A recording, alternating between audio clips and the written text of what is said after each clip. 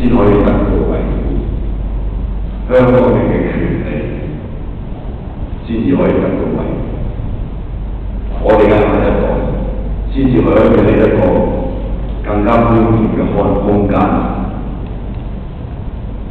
做一個有尊嚴嘅香港人。我哋提出原居公投，從無為自己個黨派或者個人嘅利益去考慮。大家要想下，我哋喺呢個分區直選裏邊得到市民嘅授權。2008年9月嘅立法會選舉，屋喺九龍西選區攞到第2高票，成為立法會議員。喺立法會裏邊，我哋參加6個事務委員會，參加帳目委員會，做一個全職嘅議員。喺地區設咗2個辦事處，每個禮拜都要接觸啲市民，一個禮拜7日，冇得休息。喺立法會議事嘅時候，我哋兌現咗去選舉嘅時候嘅承諾。選舉嘅時候，我哋提出對選民嘅承諾就係、你選咗份入去，我一定搞到今日全份唔着。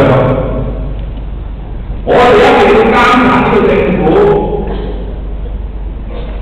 因為呢個政府唔係我哋選出嚟嘅，係一個800人嘅小圈子、特權階級選咗出嚟嘅。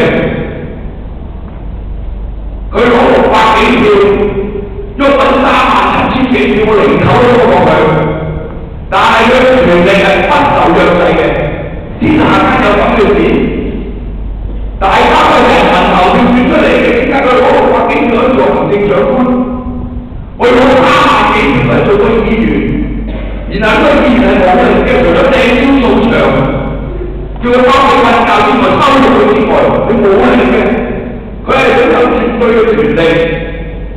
香港行政長官喺基本法嘅權力大到咁，冇約制嘅佢。個立法機關有37個保皇黨嘅議員，點解會有37個保皇黨啊？你選美人啊嘛，咁你民主派攞37席都得嘅，係咪？我培視種選舉制度係令到支持民主嘅人永遠喺立法會裏面攞到